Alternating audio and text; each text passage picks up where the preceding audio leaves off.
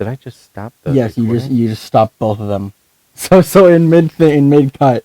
Well, we can patch this together and Yeah, then we'll patch upload it it. together. So anyway, we're gonna upload. Yeah. So currently, for anyone who is who attempted to watch on Twitch, thank you for your support. But currently, the well, as it was we're dropping 64.8% of our frames, which I doubt anyone wants to watch. I wouldn't want to watch that because if you're running 60 frames per second, which we even aren't, we stream in 30 FPS. We're losing what? 21 frames out of that 30? Oh, Mr. Roboto. Something like that. So anyway, the good news is here. You can watch us on YouTube, or you are watching us on YouTube. Yeah, this is going to be a YouTube exclusive show. So the National Day is Watch Us on YouTube Day. All right. It is also National Play-Doh Day. National Play-Doh Day. Yeah, Play-Doh. Have you ever made homemade Play-Doh? No, I know kids used to eat Play-Doh when I was in kindergarten. So, okay, my friend, his name is Matt. I can say his name because he's passed away, and like this doesn't violate anything. You know, he can't be mad at me. So we made our own homemade Play-Doh for, I don't even know what we did it for. Anyway, we left it on the table, and his golden retriever retrieved the Play-Doh that we homemade on the table. So it's basically flour and water and salt. Yeah. That's it. So the golden retriever ate the Play-Doh. Lump. And then while we were playing the Sega Genesis, the golden retriever unate the Play-Doh. And then as we were going to get it was not healthy to watch a dog go like a cat, you know what I mean? I doubt it's healthy for a dog to do that in the first place. So when we went to go get something to clean up the uneaten Play-Doh, the regurgitated Play-Doh, the dog ate it a second time. And then unate it a second. And then as it started to uneat it the second time, we kicked her outside. That way we didn't have to clean it up. Well, we have to clean up a second bunch of it. So anyway, it's National Play-Doh Day. You should play with your Play-Doh today. You should not feed it to your dog. No. It's also National Cinnamon Raisin Bread Day. Which is a very, very tasty type of bread. That's my favorite toast bread. Really? Okay, yeah. National Guacamole Day. That's my favorite chip dip. Yeah. Guacamole. You can actually have guacamole toast, just I don't recommend guacamole cinnamon raisin toast. No, normal toast, guacamole, bacon bits. Otherwise, you're going to be uneating it like the Play-Doh. Maybe black pepper.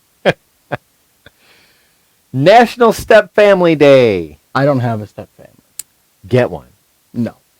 Yeah. It's way too much work. I know, and a lot of drama, and you'll have to only for today. Oh, yeah. Maybe like an adopted step family day just for today. I don't know. National Working Parents Day.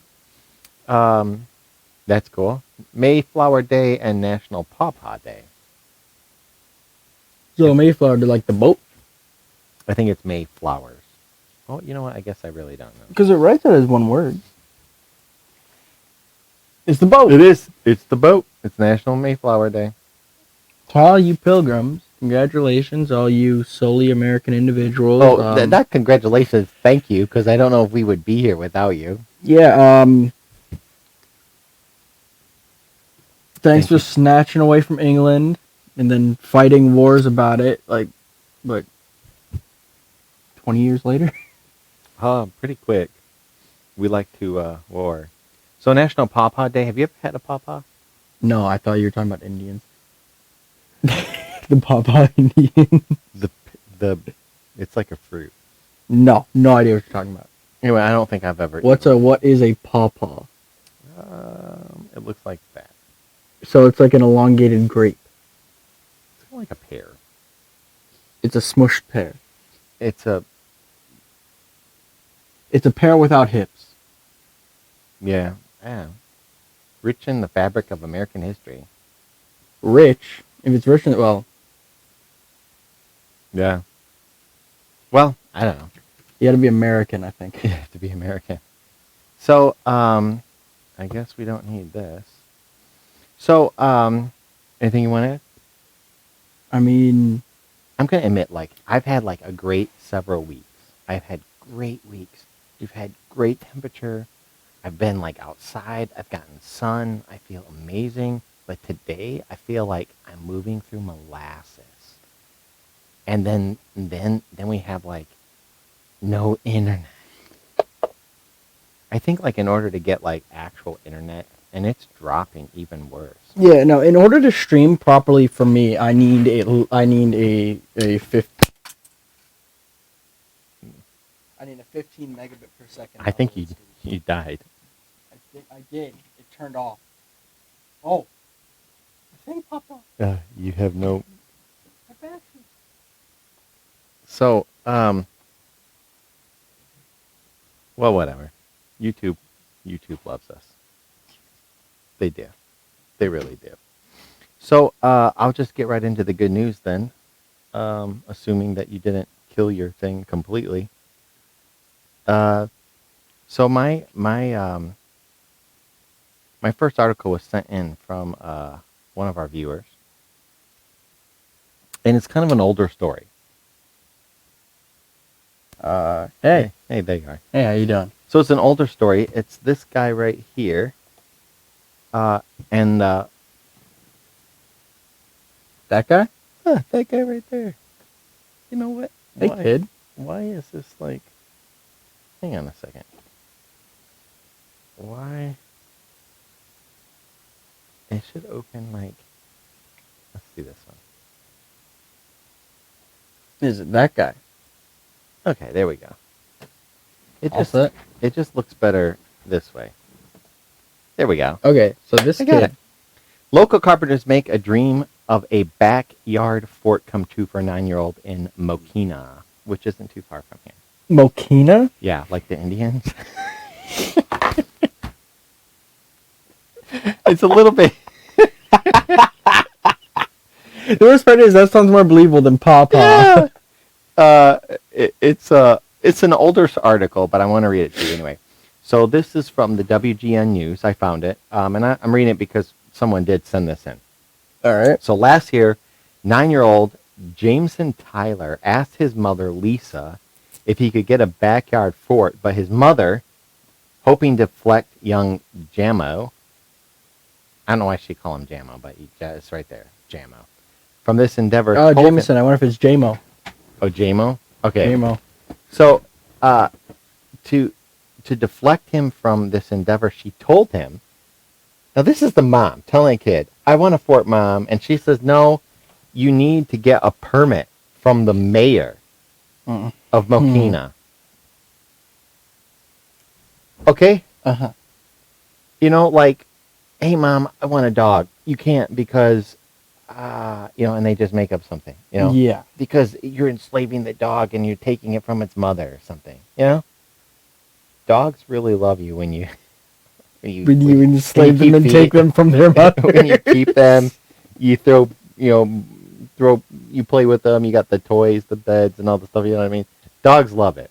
So, anyway, to Lisa's surprise, now this is the best part about this. Tyler and a group of his friends drew up some plans. Some plans. Yeah. Actual plan. Might have made a model out of Play-Doh. It's possible. Yeah. Drew up some plans, hopped on their bikes, and knocked on Mokina Mayor Frank Fletcher's door because he lived in the neighborhood. So they cyber stalked this dude, find out where he lived, drew up some plans, drove to his house, and a few weeks later, Mayor Fletcher summoned Jameson and friends to Mokina Village Hall to receive a very special permit to build a fort in his backyard. There it is. How you do it. Ooh! How you do it. Mom said no, but the mayor said yes. Oh, yeah, he probably wanted him to... Well, I guess he's too young to vote. He probably voted anyway. Well, okay. So that's where Tony Janowski and the Chicago Regional Council of Carpenters stepped in to help. Sweet. Tony Janowski, executive director of the Chicago Regional Council of Carpenters, reached out through a mutual friend. Did I say something wrong? Oh, no. No. the regional The council of carpenters. Yeah, regional The council. council will Yeah. decide your The home. council. They've got like robes. Yeah, they'll decide. The council shall decide your project. So they reached out through a mutual friend. We had mutual friends, or I don't think I would have been comfortable accepting the offer, Tyler said. Jameson will now spend a few weekend days at the Carpenters Union Hall in Elk Grove Village, where he will learn a bit from the pros. I might do a bit of work too, he said. The carpenters have pledged to see the construction through, and the fort is scheduled to be delivered to the Tyler yard on February 6th. So they must be building it off-site. So they're building it off-site to transport. Or this might have been last February. I'm trying to remember because the article I looked up like a week ago. Nice. Okay. Nice. Jameson and his family are grateful for your help. I can't express enough how much we appreciate how much everyone, even complete strangers, have gone out of their way to help a young boy with his dreams, Tyler said. So it looks like they're delivering something there. So, it looks like they're delivering a shed. Yeah, I'm assuming it has a skylight. This was like last February. It has a skylight. It does. It's got a skylight. If you're gonna have a fort, you got to have. I mean, unless it's got a door, a window, a skylight, maybe another window, a bar. Probably. They're Chicago carpenters. This thing has a bar because they build bars in there. Like it's got to know it doesn't have a bar. It's a speakeasy. It's like a hot tub. It has an underground speakeasy. So pretty cool. That's something. Yeah. So that was my article that was set in. The article that I would like to personally start with is all about money. Because I like money. I don't know if you do. I like money. So workers discover a stash of 239 rare gold coins hidden in the walls of a French mansion. Okay, first off, why is it always the French? Have you ever been in a video game and you're in a French mansion, right? And you're walking around and you see these nice, beautiful pots and you punch them and like gold falls out? You mean The Legend of Zelda? And or you find yourself as like a slightly overweight plumber punching bricks and gold flies out? You know, up until recently, that wasn't possible up until a few years ago, but since we have VR, we can actually be in the video game punching things. And I do have a Mario VR game that lets you punch bricks. Okay, well, renovating an old home will always produce surprises, but sometimes the discovery is the treasure that could fund the entire project. 3 stonemasons working on a centuries-old estate purchased by a couple in 2012, the Plouzavet Brittany found a hidden metal box embedded in a wall. Nice. Now, I don't know... Well, anyway, okay. If you have gold, I guess, you could bury it, but these are the French. Let's put it in a wall. They put it in a wall. Yeah. They were shocked to find it stuffed with rare gold coins minted during the reign of French kings Louis XVIII, Louis XIII, and Louis the 14th. 63-year-old Francois Mion? Maybe. Mayan. That's Indian. Oh, no, that's Mayan. Yeah, that's Mayan. Close. Okay, 63-year-old Francois, who owns the 13th century mansion with his wife, decided to turn the barn into a living space. When he got the call from his foreman, he thought it was a joke. Then a few days later, above a beam, they discovered a bag containing another stash, which added to the grand total of 239 coins. So I'm punching walls and knocking over vases in French houses. In fact, I think we should go on a trip. First off, not necessarily go virtual. Antagonizing the French. There's a reason why it's called looting. Yes, but you see, the French are incredibly weak when fighting out of their land. If you antagonize the French in their land, they are the most unstoppable force on the planet history has shown. Actually, I have some good things to say about the French, but we won't get into that right now. So the cash is being put up for auction on September 29th, says Ivoire Auction House. Ivoire. Ivoire. Ivoire. Ivoire, whatever. Dubois. Yeah. Well, anyway, they estimate them to be worth well over €250,000, which is about $300,000 for us. In fact, here's a picture. That looks like loot. I'm sorry. I just want to touch it. It looks like they look plastic. Don't they? Look at them. They look like I'm plastic sure they're like thin coins. because Yeah, if probably. they were actually like bullion they're or thin. like the Cougarans or whatever, those Yeah. are worth like $1,800 a piece right now, I I think. think so. Well, anyway, the couple submitted the trove to the Regional Preventive Archaeology Service for authenticating and analyzing. I'm going to get that right eventually. They determined the last known inhabitants of the mansion dates back to the mid-18th century, owned probably by wealthy landowners. If they're just hiding gold in the walls, I think so. Yeah, that's. Yeah. I mean, I could. I bet you these guys were probably wealthy beforehand. Yeah, hiding gold in the walls. Could do it. Possibly traders involved with the transport of Bordeaux wines to England. French law states that the hall. Now, this is the French law. This is kind of cool and kind of, I don't know. I don't know how I feel about this. It'll be shared 50-50 between the owners of the property and those who discovered the coins. That's not too bad, though. Yeah, so if you do go to France and you do start punching holes in people's walls and you find it, you get to at least keep half of it. No, just go to houses that people don't own.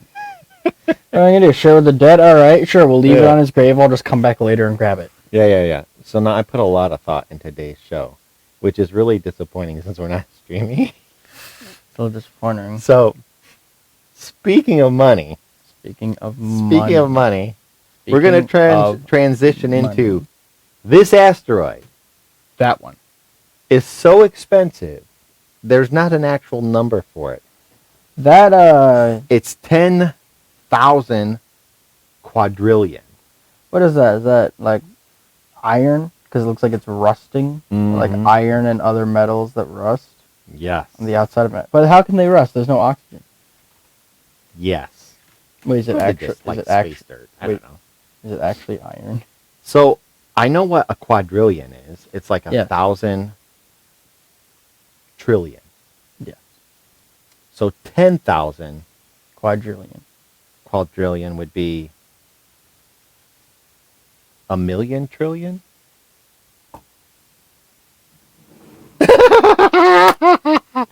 Well, anyway, do you think Siri would know? I don't know. 10,000 quadrillion dollars. It's not a real number, but that's how they put it here. Anyway, what is 10,000 quadrillion? This asteroid. Does she know? Oh, hey, she gave an actual number. Which is? Okay, so hold on. We got so 100,000 million billion trillion quadrillion. It's only 10 quintillion. Yeah. That's about right. Yeah, I think it's a number that most people don't get. I mean, once you get past the trillions. Most people, I don't know if anyone's gotten past the trillions. I don't know if I have enough ambition to think that I would be a quadrillionaire. Well, but I could. Has anyone ever made it to quadrillion? Because I know there exists trillionaires. There has existed a few of them, but has there ever existed a quadrillionaire? There's going to be. We need to get to space. So this is also written as 10 to the 19th power. All right. Well, this asteroid right here is worth $10 quintillion. Yeah. Is a lump of iron and potential opportunity to study an exposed planetary core. They think this is the core of a planet? Yeah. Okay, whose planet? That's no moon. This is Earth 2. Wait, I can't get into the thing because I've already read the article, so I forget the last comment I made. That's no moon. Out between Mars and Jupiter in the solar system's asteroid belt, there is a lump of iron and nickel called 16 Psyche that has a value of 10 to the 19th power. The power of 10 quintillion. Yeah, that's 70,000 times more than the entire world economy. It's not much more than what U.S. owes everyone else. It's 70 times more than the entire world economy and one United States deficit. Yeah, exactly. With measurements of its density, with measurements of its density paired with its 140-mile diameter, recently telescopic surveys with different spectrums of UV light have confirmed the asteroid to be around 90% iron, adding the last value in the equation to give 16 Psyche its whopping price tag.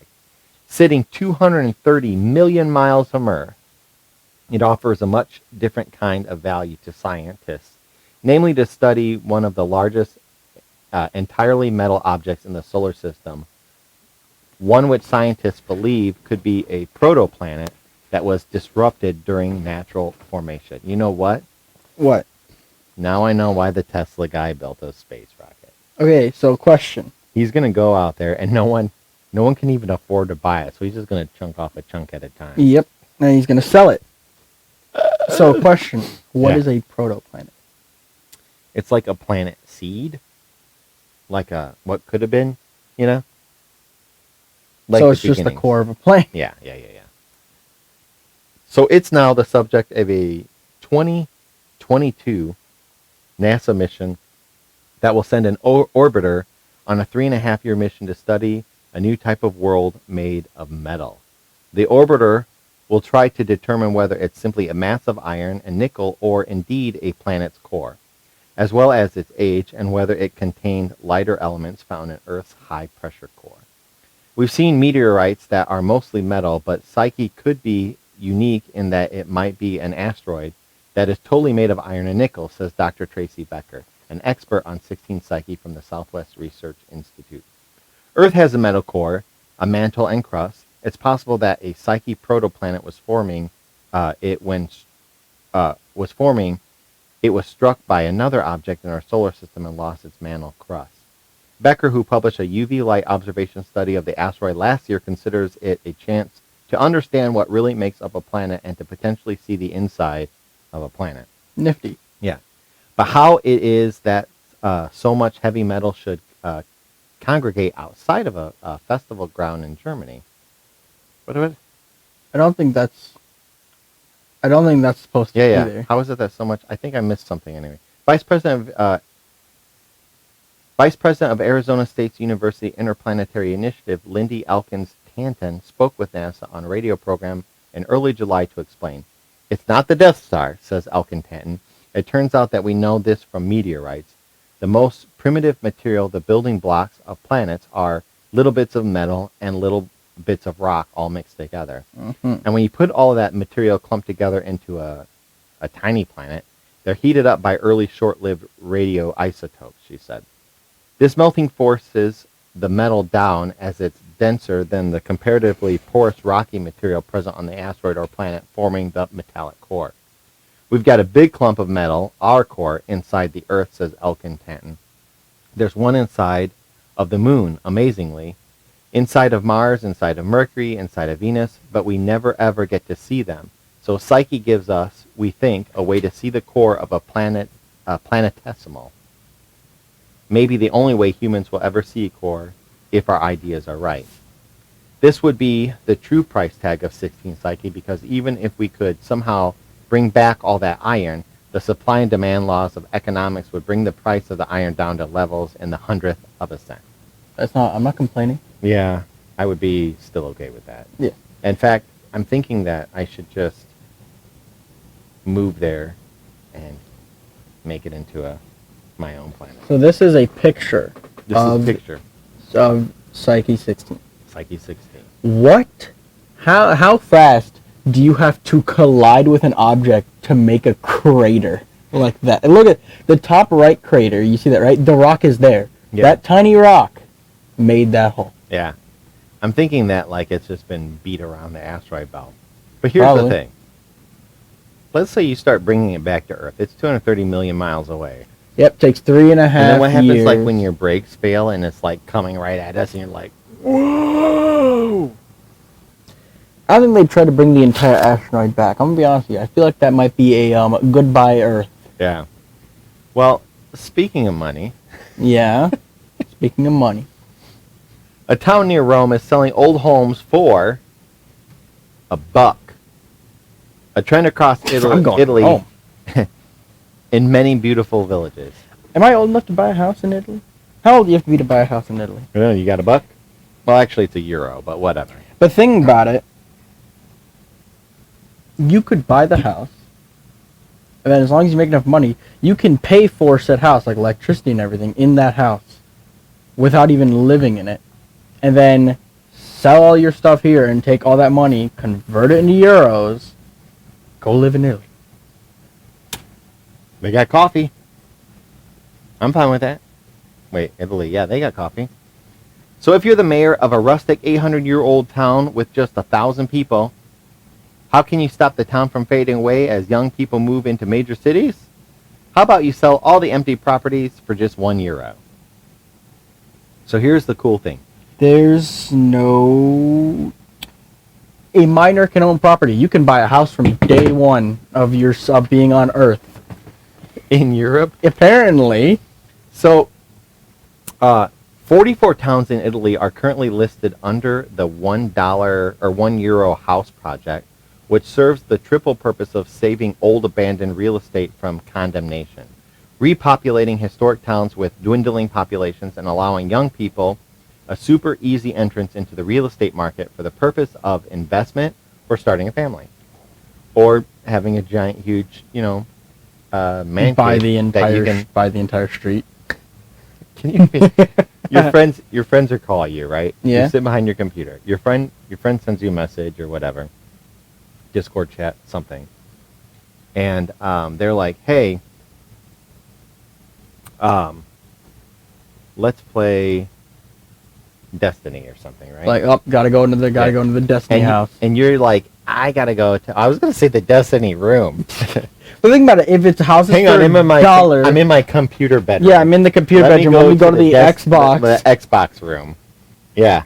Hold on a second. You want to play, I don't know, God of War. Let me go to the PlayStation room. Thinking about it. But you're like, hang on. My Xbox house is across the street. I'll call you right back. Yeah. Thinking about it, it wouldn't be feasible for someone currently at my monetary amount to sustain something like this. I gotta imagine that. It can't be that bad. Because you buy the house for $1, it's great. You still have to pay the bills on heating and plumbing and internet and power. Fix it all up. Yeah. But I mean, assuming you got a job, you don't have to buy a house. Yeah. The big part of like around here, a mortgage is going to cost you $1,500 a month. Something like that. Yeah, between $1,000 and $1,500 a month. I mean, that's a lot of money. Even if it's not, let's just say it's $1,000 a month. That's $1,000 a month you're not paying there. Maybe that's legitimately what I'll do. I'll finish college and then I'll go to Italy. I'll take because I need to take a special language. Yeah. I'll just take Italian. Yeah. Go to Italy. Well, these towns are the kinds of places that we Americans could never believe could abandon, and that delight us with their antiquity. The €1 house project allows mayors of small towns to put their empty properties up for sale for just €1. Housing agreements are for 3 years typically, and struck with a deposit of €5,000 from the buyer to ensure the property will be restored. A detailed plan of the restoration, be it for the purpose of a restaurant, a B&B, or a normal home, must be agreed upon, and at least semi-permanent residence is encouraged, reports CNN, who took a look. Anyway, reports from CNN. So, speaking of property. Got everything lined up today, don't you? I try really hard. Speaking of property, it didn't work. There you go. Speaking of property. World's largest floating office opens in Rotterdam, and it's designed for climate change resilience. Is Rotterdam France? The world's largest floating office building opens in the Netherlands, where, unsurprisingly, it will host the offices of the Global Center on Adaptation. Anchored in the harbor of Regenhaven in Rotterdam, both office and organization will make a fighting partnership in the attempts to lessen the impact of climate change on our society particularly in a country that's below the level of the sea. Kind of important. A little bit. Assuming that, whatever. Floating offices, I don't want to get political. Floating Office Rotterdam, or FOR, was recently inaugurated by King Willem Alexander and former UN Secretary General Ban Ki-moon, who heads up the team taking up residence in the 4,500 square meter, which is 48,500 4,800, 500 square feet. There it is. 3-floor office space. Built of prefabricated timbers arranged atop 15 custom-built concrete pontoons. The upper floors feature a wraparound terraces to enjoy the view of the city. An overhanging roof shades the interior from the sun. Powering FOR is an 800 square meter array of solar panels hooked up to batteries ashore. It also uses the northerly waters of the Dutch harbor as a heat sink to regulate temperatures in the offices without using climate control. Finally, the offices are fully recyclable after the materials are no longer safe for continued use. We designed our floating office to reflect the values of its inhabitants. The Global Center on Adaptation writes, powerhouse company for the architects of the FLR. This Rotterdam-based NGO aims at promoting planning, investment, and technology to mitigate climate change. The carbon-neutral building is designed to be climate resilient and will float if sea levels rise due to climate change. Our climate resilient office is both an illustration of the center's mission and sets an example for how to build sustainable floating structures. The Global Center on Adaptation has a lease in the building for 10 years, after which it will move to another tenant. So,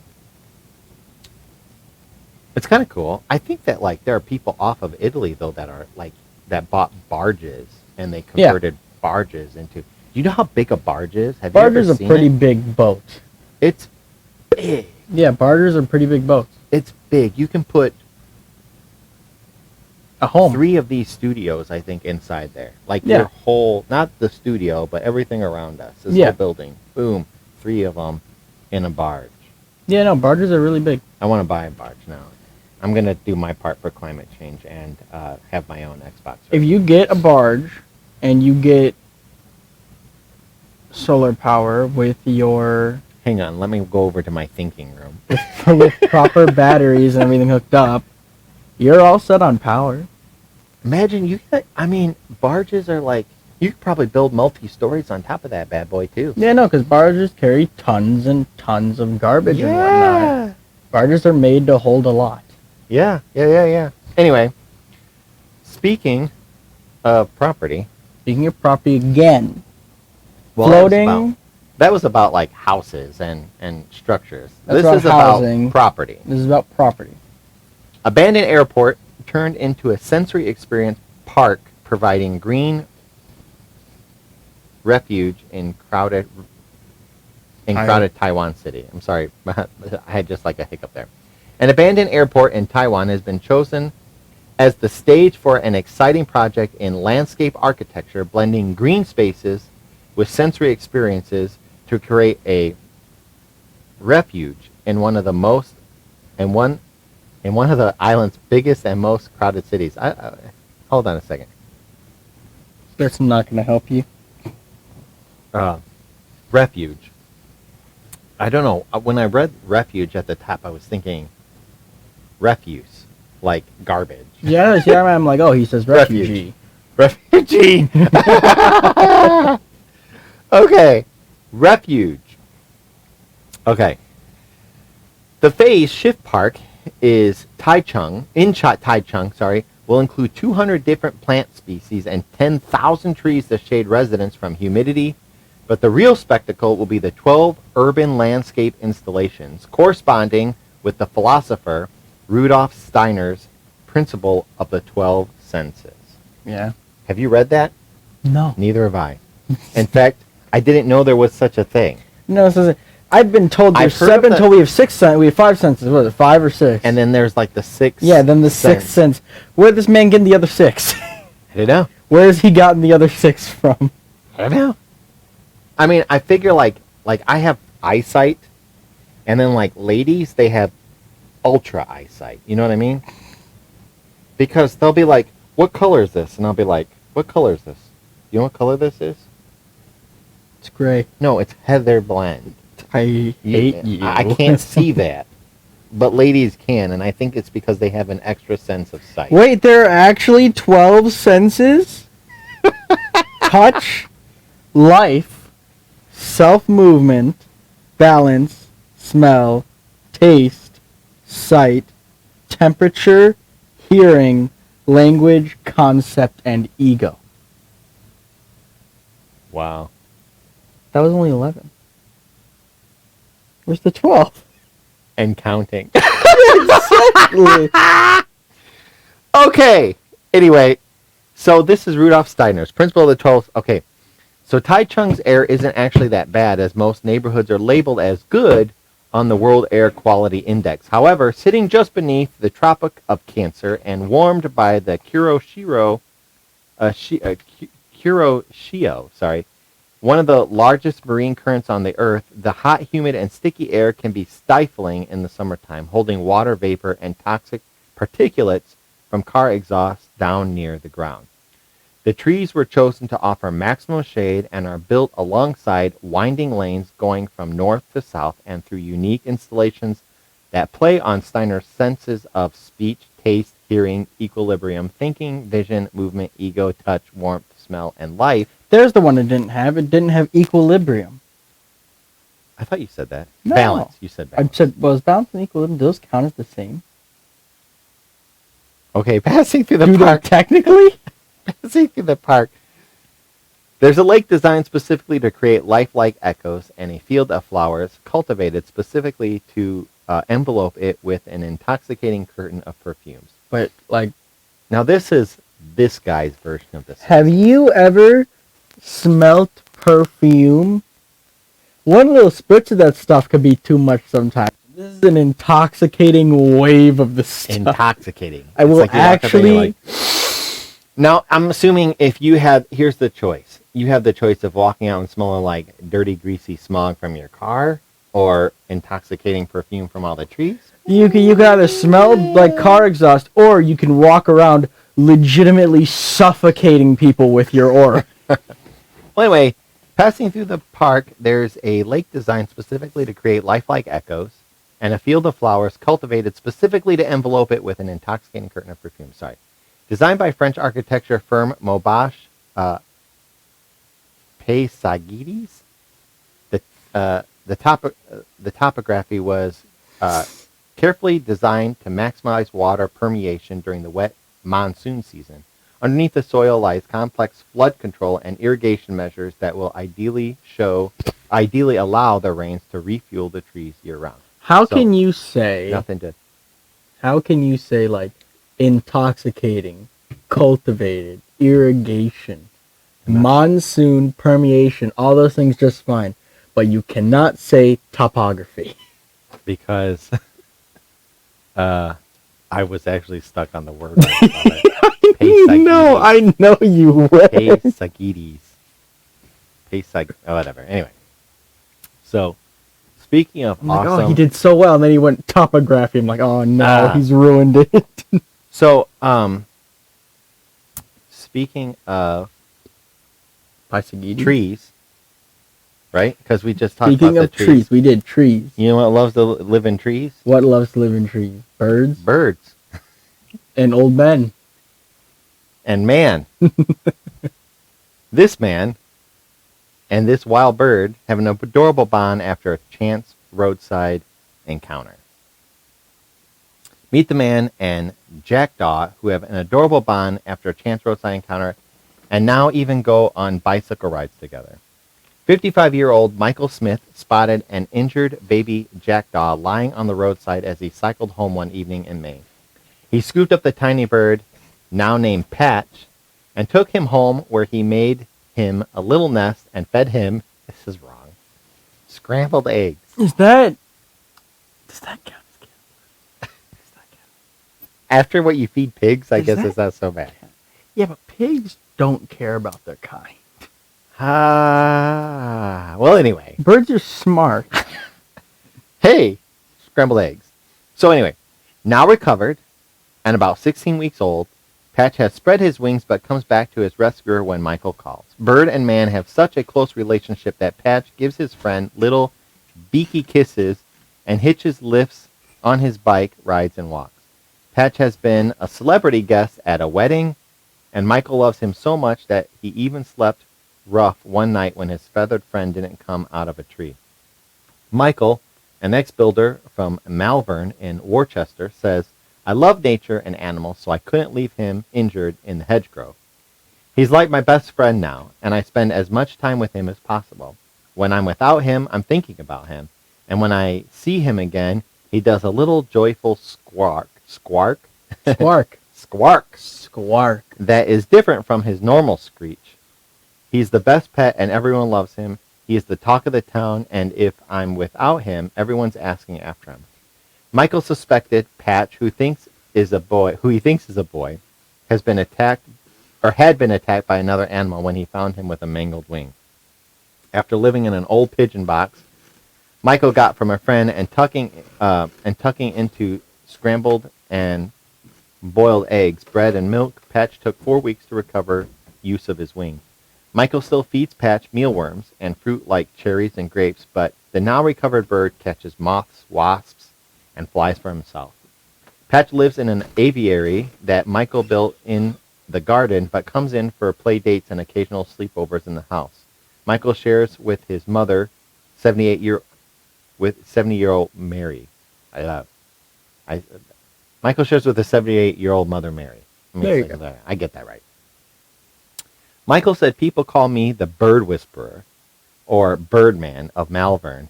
It came quite naturally to me, and I remember all these tales I've heard about people rescuing birds and forming a bond. He sits on my shoulder and puts his little beak to my face or gently nibbles my ear. He lets me stroke him under his breast, and his feathers on his back all quiver, and he lets me rub his beak. He's so much fun. I was quite well known around here, but now I'm even more so now. It's a lovely thing to be known for, said Michael. When out walking, he hops down to play in puddles and once enjoyed paddling in a stream on Malvern Hills excursion. Having him is such a lovely thing to happen. It's kind of like a familiar. Yeah. Yeah. I would like to have a domesticated wild animal, like, but I'm not talking about like a little bird. I want to rescue like a lion cub and then just have it follow me around forever. What a monkey. Okay, so when I was growing up, there was this monkey at the Ace Hardware, and I don't know how they got it because I think you have to have a special license or something to have it. And I just always wanted a monkey since then. That's true. Monkey. Just like one of those little Abu things. Want a monkey? I'm going to teach you how to use nunchucks. Okay. Monkeys are smart enough that they can probably figure it out. I'm almost wondering if you noticed my next article. Speaking of monkeys and birds and animals. Yeah. If you throw nunchucks in there somehow. From cheeky bears to goofy gophers. We're going to show the fun finalists of the Comedy Wildlife Photo Awards right here, right now, on this show. Yeah.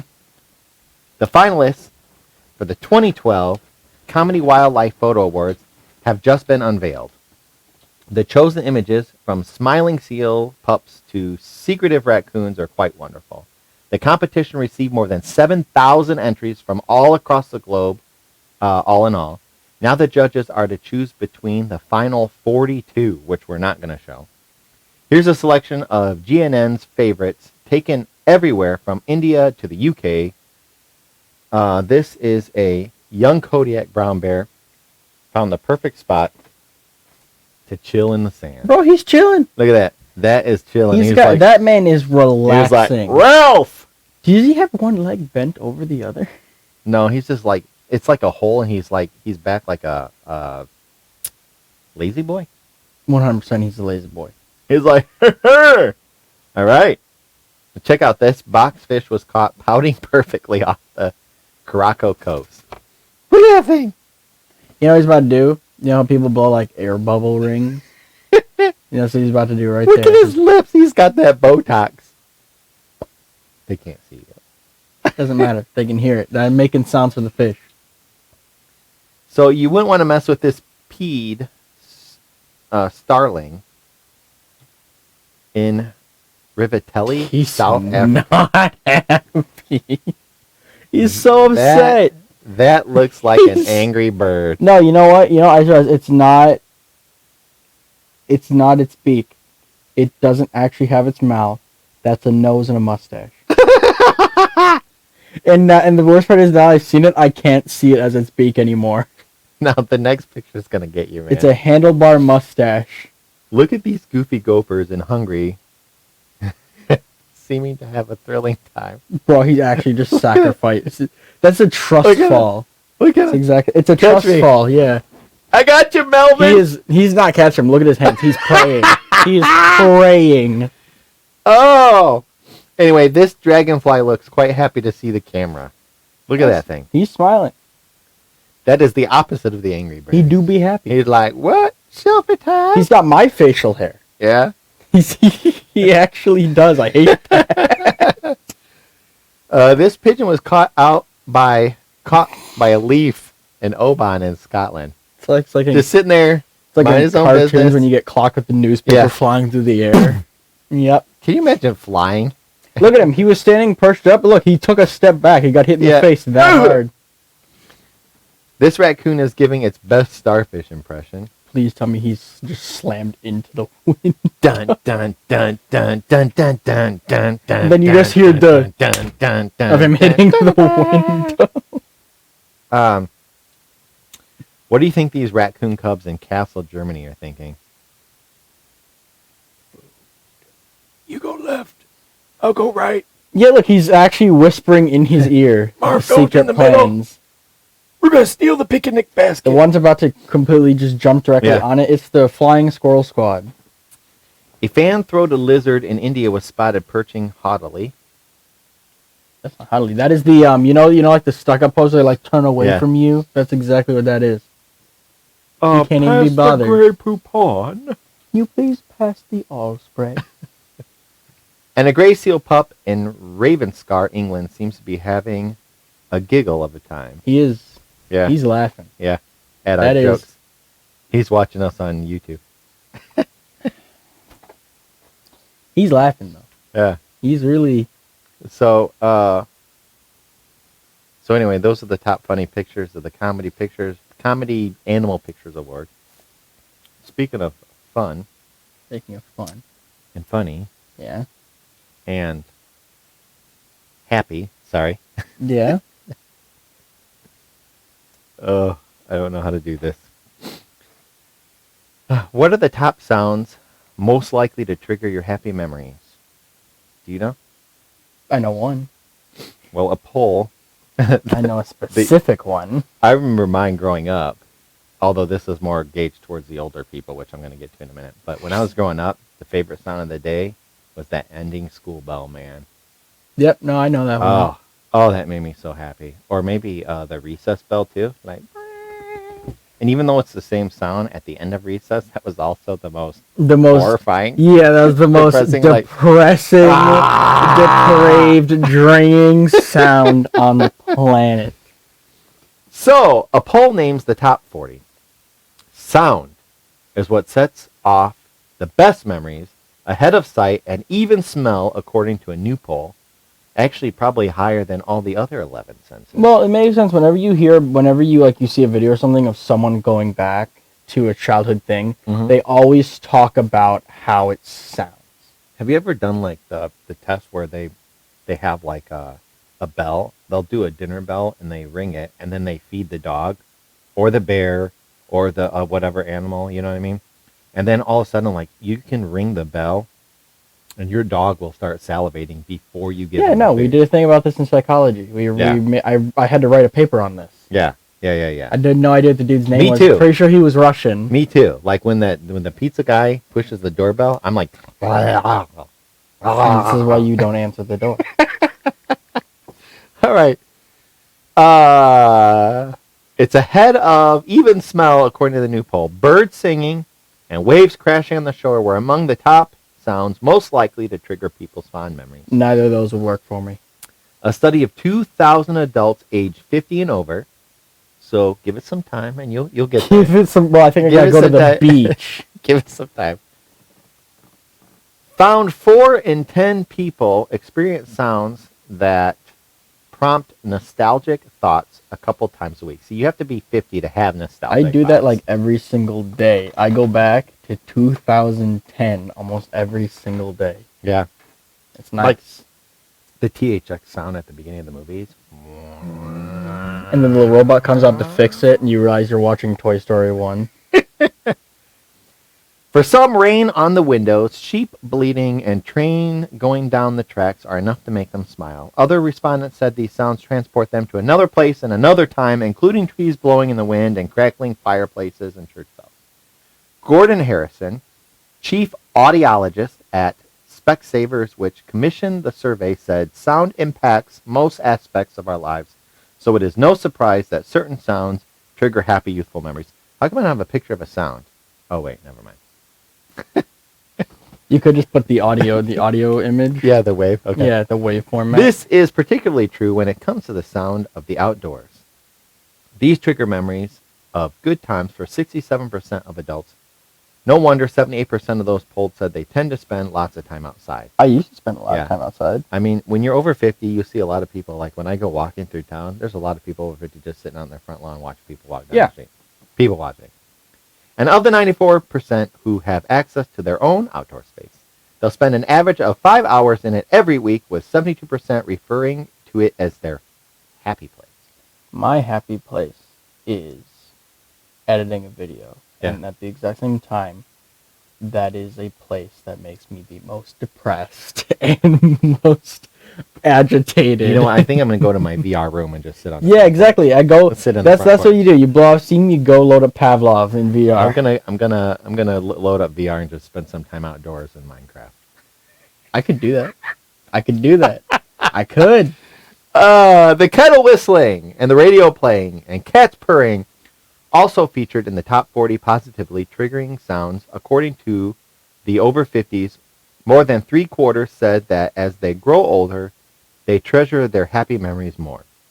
A full 90% confessed they took their hearing for granted in their younger years, according to the survey carried out through one poll, and 45% worry that their hearing getting worse, especially when being questioned about losing the ability to have some of these pleasurable memories triggered by the sounds all around them. Or maybe they're not that pleasurable. Drum roll. You can give us the top 40 memory triggering sounds for people in their 50s. Yep. All right, let's see see. Number 1, a specific song or a piece of music. Space Jam.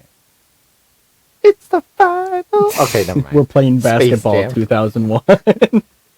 Number 2, waves crashing on the shore. 3, a bird song. 4, a crackling fireplace. 5, walking on fresh snow. 6, a waterfall. 7, a cat purring. 8, trees blowing in the wind. 9, rain on the window pane. I thought you were going to do like the countdown, like number 9. I haven't eaten. 10, rustling leaves. 11, church bells. 12, bees buzzing. Besides, a countdown doesn't work like that. I'm counting up. So I have Jerry, and she makes bee sounds. You also use Jerry to scare off bees. I used it to scare off some geese this morning. Number 13, a thunderstorm. 14, rain patter on leaves.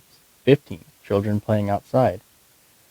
16, lawns being mowed. But not Sunday morning. Not Sunday morning. What, lawn I'm mowing? sorry. Mow your lawn, not at 8 o'clock on a Sunday morning. Come on, man.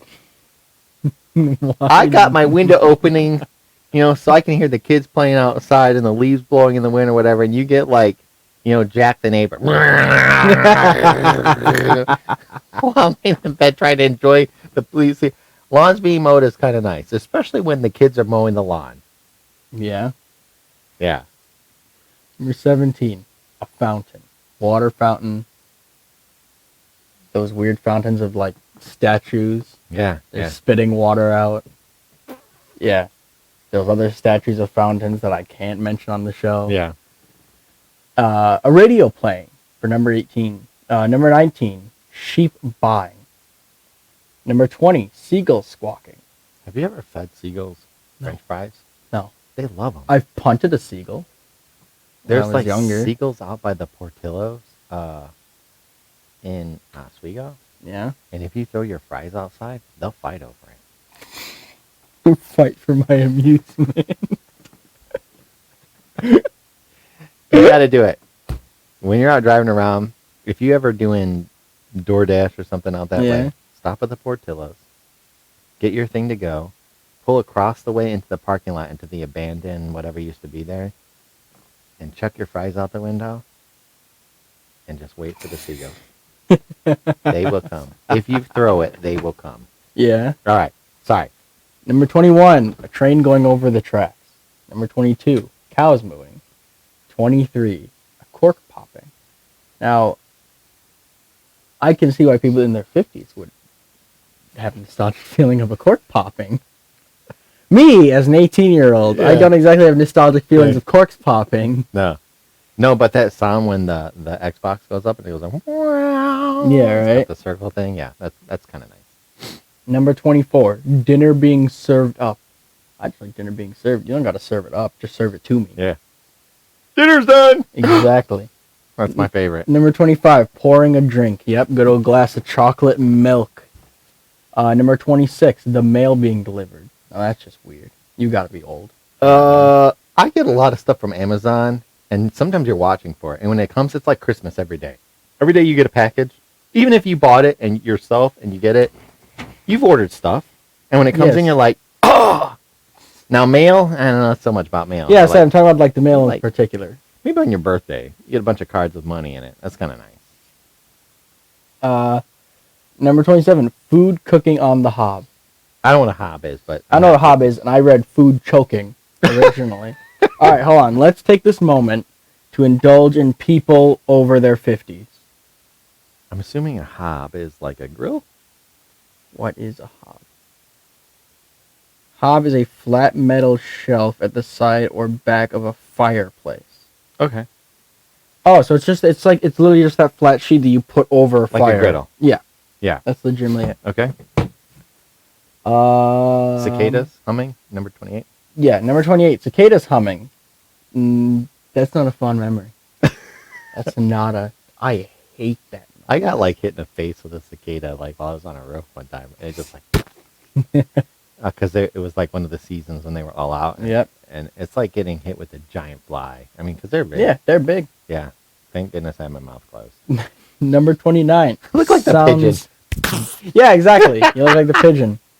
Number 29, the sounds of a sports stadium or a sports arena. Yeah. Number 30, the kettle boiling. How old are these people? Yeah. What's your favorite sound? Of the kettle just going I think off. it's just the boiling sound of like, you've got like spaghetti sitting there on a rolling boil. Yeah, this is a kettle specifically. Oh, yeah. Number 31, an airplane flying overhead. That's nostalgic for everyone except for people who live right next to airports. Yeah. 32, a crowd cheering. Yeah, if they're cheering for me, that's a nostalgic memory. Yeah, exactly. Yeah. That's how it feels. Woo! Number 33, horses galloping. Only country women. Yeah. Number 34, a beer bottle / tin being opened. Now. Yep. Yeah. And 35, a dog barking. Currently, it's not a fun memory. Not on a Sunday morning. Not on a Sunday morning. Your dog starts barking at 4 a.m. Yeah. Fish jumping out of the water. Now, I don't go fishing or anything, so this isn't one for me personally. Yeah. 37, street entertainers. So I've seen a few street entertainers. Those are fun. Yeah. A toaster popping. That's going to be a fun memory. Looking over and seeing cinnamon raisin toast popping out of the toaster. A coffee grinder. Have you ever used a coffee grinder? Yes, and it is a very pleasing sound. It's kind of like What? It's kind of like the dog bell. Well, mine's battery operated. Just I know, but I'm talking about the actual when you have to actually grind it out. this isn't medieval times. These people are in their 50s. They weren't born in medieval times either. Yes, but in their 50s, I don't think all the things were electric back when they were younger. When I get to be 50, this list is going to be like the sound of Wi-Fi. Yeah, the sound of the Wi-Fi reconnecting. Okay, sorry. The Discord notification. The last one. This one brings back fond memories for A me. garden sprinkler. Yeah. Now, I've had issues with, well, not issues. I had memories of garden sprinklers back when I did DoorDash earlier this year, because there was one house that I would always get deliveries for. Yeah. And they had a sprinkler. And it was warm. And I would always just run through the sprinkler back and forth as I had to make deliveries. Because they would never order food. They'd order groceries. So I'd have to make back and forth trips. Yeah. So I'd go through, dodge sprinkler, and then come back through, dance my way through the sprinkler. I love it. I mean, I remember jumping through them back and forth, Yeah. whatever. I remember also jumping on wet grass and then falling. I remember jumping on my grass, and slipping and falling on my butt. Yep. Yeah, and then you get back up again. Yep. So, what you said you had 2 or 3. What are your top sounds? What sounds make you happy? Certain music. Music makes me happy. Specific music. Yeah. And Certain songs. specific like on games, how like when you click on something on a menu and it has a certain sound when it changes screens, sounds like that. Yeah. Because I spent the majority of my childhood, well, I did spend time playing outside a fair amount of time. I spent a lot of time playing consoles that were made in the mid-90s and such as the PlayStation 1 and 2. Yeah. And I spent all my time playing video games since I was like 6. Yeah. So certain sounds will always get me like this, like the Crash Bandicoot 3 opening for Naughty Dog with the banging box. Yeah. And that actually might not be one. That actually might not. I love it. I do. 2010, Black Ops 1, the startup sound for that. Yeah. That'll always get me. Yeah, the original Destiny was kind of cool. Yep, and sad, servers are officially shut down, so you can't even log on to play the game anymore. The disc is actually useless. So, one of my top memories that makes me really happy. So, when I was a kid growing up, we always got change from like my grandpa. A lot of it was pennies, but some other change. And we always put it in like these banks.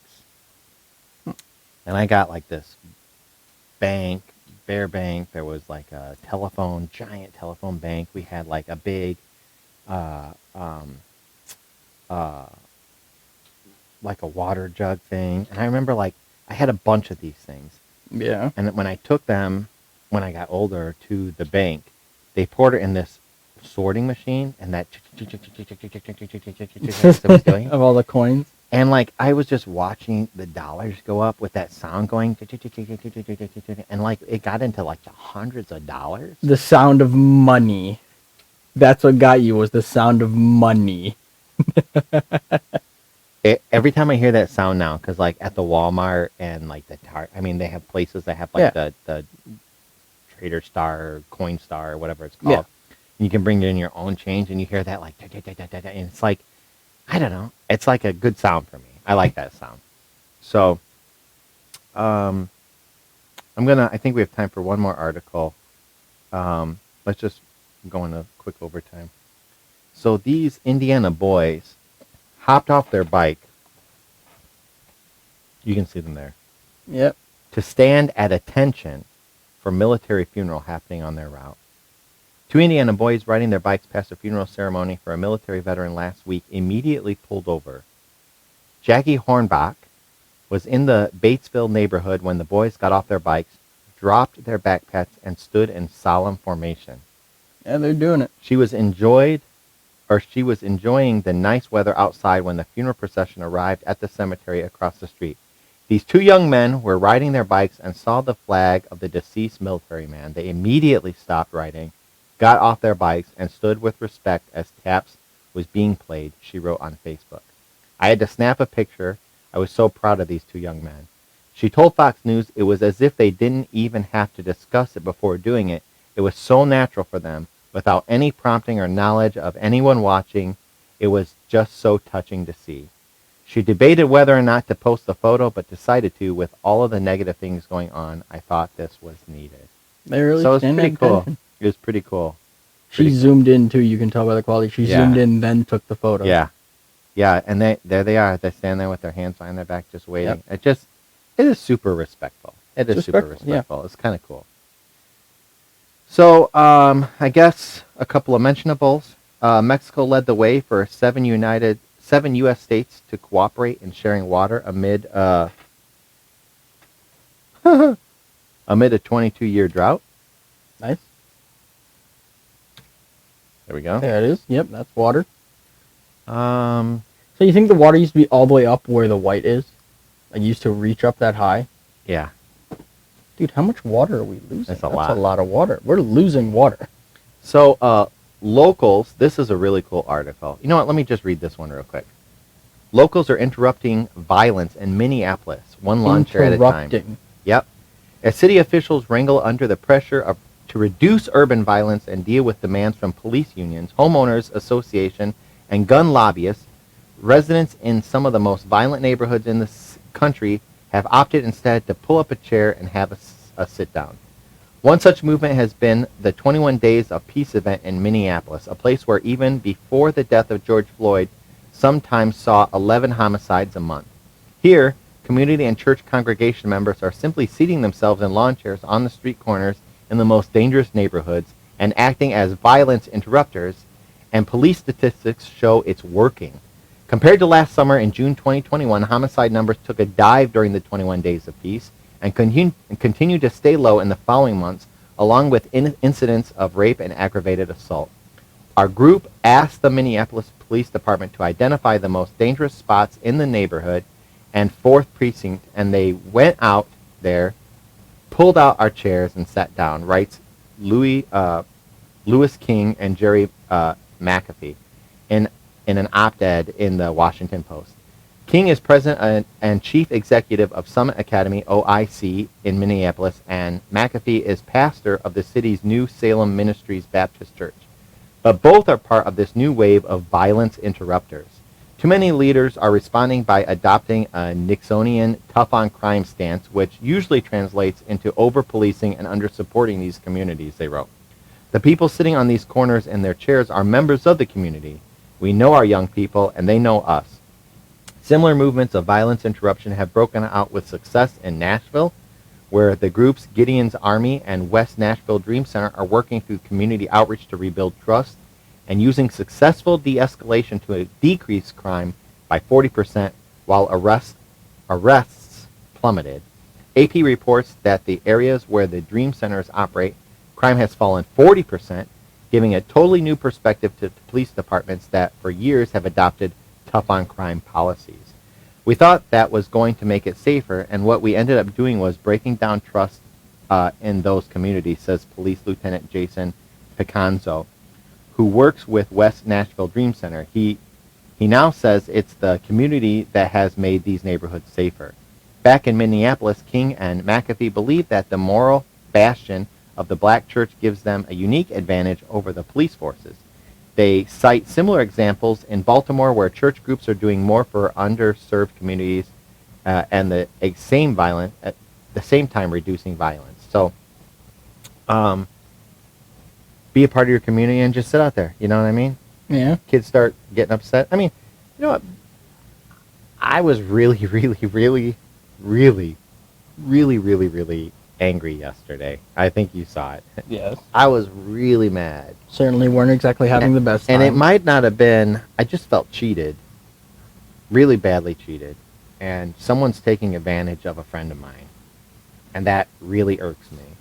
Now, as a young person, you don't always make the best decisions. So you go out there and you're upset about something, and you can get someone, I've had enough time with enough talks with enough people over 50, old people, when I was younger, that just says some things that, like, was so common sense, but to hear it out of somebody else's mouth, it's like, you're right. Yeah, you're right. Let me tell you this. You got an old man. Hey, let me tell you this. In 2 years, 1 year from now, are you going to look back on this and remember this day to day? that you did it. You got all the way home from Burger King, and they forgot to put your fries in the bag. Are you going to remember that a year from now? No. I will now. Now that you've said it, I'm going to write it down. So, and just hearing it, you know what I mean? These people love them, you know what I mean? You go up to an old man who's known you your whole life, or the neighbors, if you grew up with them or whatever, and they come out there and they just want to support you, either way, or find a better way. You know what? You don't like what the situation is. Here, let me help you get through it or whatever. I mean, that's a great way to everybody here knows everybody. It's kind of cool. So anyway, another mentionable, oxygen therapy may slow all hallmarks of Alzheimer's. And I saw a rare Bronze Age coffin had been accidentally discovered in a golf course pond along with a perfectly preserved axe. How do you accidentally? I have a picture of this one too. Check this out. Well, there's just the coffin part of it. Yeah. I think they were in the golf course probably trying to get the golf balls out of there. Probably. Boom! So the coffin is under the what? The wood? Yeah. Yeah. So, pretty cool. Some mentionables there for you. That's something. We appreciate you guys watching. Sorry for the medium had to been YouTube today. But we look forward to seeing you next week. Wednesday and Thursday, 4 p.m. Central. We're going to play the second round of Bowser's of Fury. Second round of Bowser's Fury. We're speed running it. Yeah, speed running the second fast as we can. Wave of Bowser's Fury. But as Chet said, we are going to be completing everything. We're going to 100% Bowser's Fury. Because some have said so. Because Chat decided. And then next Thursday to 4 p.m. So we hope you have a great weekend. Please send us your good news if you have any or you see anything that's, and we'll put it up. There's a link to our Discord. Send one of us a message. And we hope you have a great weekend. Bye. Bye.